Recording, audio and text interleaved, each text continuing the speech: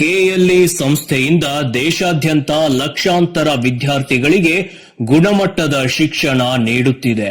ಮಹಾಂತೇಶ್ ಕವಟಗಿಮಠ್.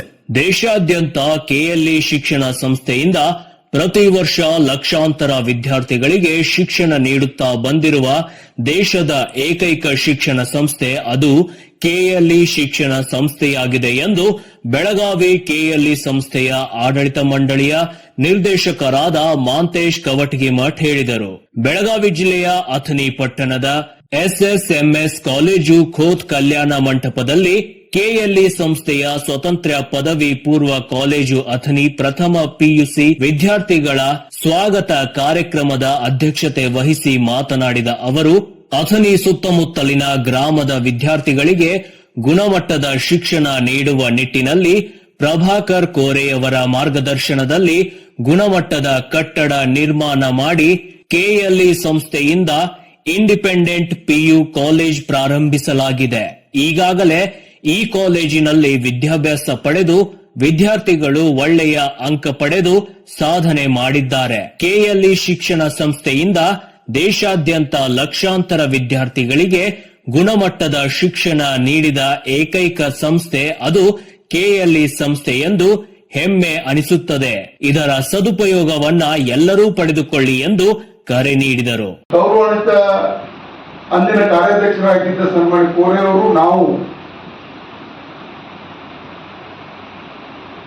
ಭಾರತ ಸರ್ಕಾರದ ಆದೇಶ ಮತ್ತು ಸುಪ್ರೀಂ ಕೋರ್ಟ್ ಆದೇಶದ ಹಿನ್ನೆಲೆಯಲ್ಲಿ NEET has become a mandatory examination for health sciences and JEE is also mandatory examination getting into IITs. ದೊಡ್ಡ ನಗರಗಳಲ್ಲಿ ಸಿಗ್ತಕ್ಕಂಥ ಶಿಕ್ಷಣ ನಮ್ಮ ನಗರದಲ್ಲಿ ಸಿಗಬೇಕು, ನಮ್ಮ ಬಡ ಮಕ್ಕಳಿಗೂ ಸಿಗಬೇಕು. ಮಂಗಳೂರು ಬೆಂಗಳೂರಿನಲ್ಲಿರ್ತಕ್ಕಂಥ ಆಹಾರ ಪದ್ಧತಿ, ಭಾಷೆ, ಅಲ್ಲಿರ್ತಕ್ಕಂಥ ಹವಾಮಾನ ನಮ್ಮ ಮಕ್ಕಳಿಗೆ ಒಗ್ಗೋದಿಲ್ಲ. ಅಥಣಿಯಲ್ಲಿಯೇ ಅಂತ ಶಿಕ್ಷಣ ಸಿಗಬೇಕು ಅಂತಕ್ಕಂಥ ಹಿನ್ನೆಲೆಯಲ್ಲಿ ಈ ಪದವಿ ಪೂರ್ವ ಮಹಾವಿದ್ಯಾಲಯವನ್ನು ನಾವು ಪ್ರಾರಂಭ ಮಾಡಿದ್ದೀವಿ.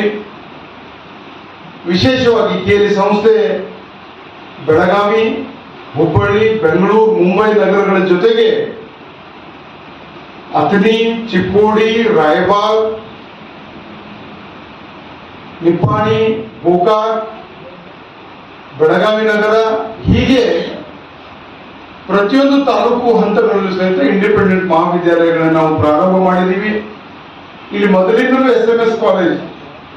ಅತಿಥಿಗಳಾದ ಅಥಣಿ ತಹಶೀಲ್ದಾರ್ ಸಿದ್ರಾಯ್ ಬೋಸಗಿ ಮಾತನಾಡಿ, ಪ್ರತಿಯೊಬ್ಬ ವಿದ್ಯಾರ್ಥಿಗಳು ಮುಂದೆ ಗುರಿ ಇಟ್ಟುಕೊಂಡು ವಿದ್ಯಾಭ್ಯಾಸ ಮಾಡಿದಾಗ ಮಾತ್ರ ಗುರುಗಳಿಗೆ, ಕಾಲೇಜಿಗೆ, ತಂದೆ ತಾಯಂದಿರಿಗೆ ಒಳ್ಳೆಯ ಹೆಸರು ತಂದುಕೊಟ್ಟಂತಾಗುತ್ತದೆ.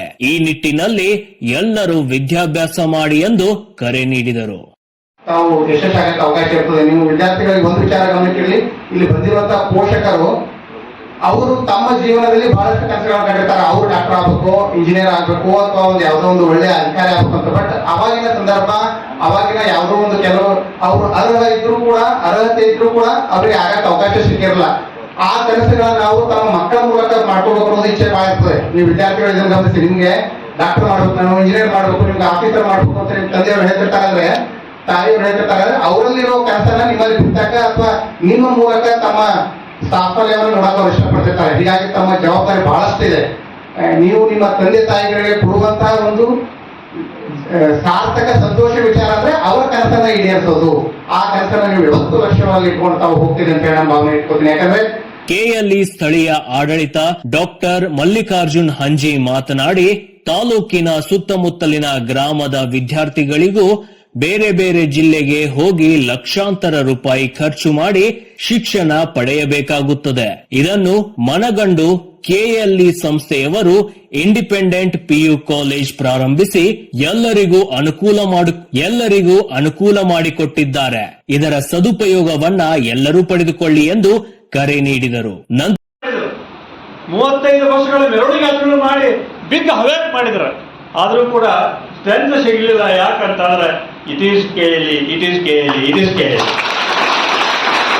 ಸುಮಾರು 110 ವರ್ಷಗಳ ಹಿಂದೆ ಸ್ವಾರ್ಥದ ತ್ಯಾಗ ಮತ್ತು ದಾನಿಗಳಿಂದ ಕಟ್ಟಲ್ಪಟ್ಟಂತ ಮಹಾಸಂಸ್ಥೆ ಯಾವ್ದಾದ್ರೆ ಅದು KLE ಸಂಸ್ಥೆ.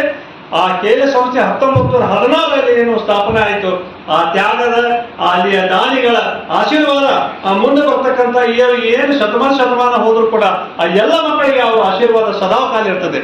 ದಾನದಲ್ಲಿ ಅತಣಿ ಕೂಡ ಹಿಂದಿ ಬೀಳಿಲ್ಲ.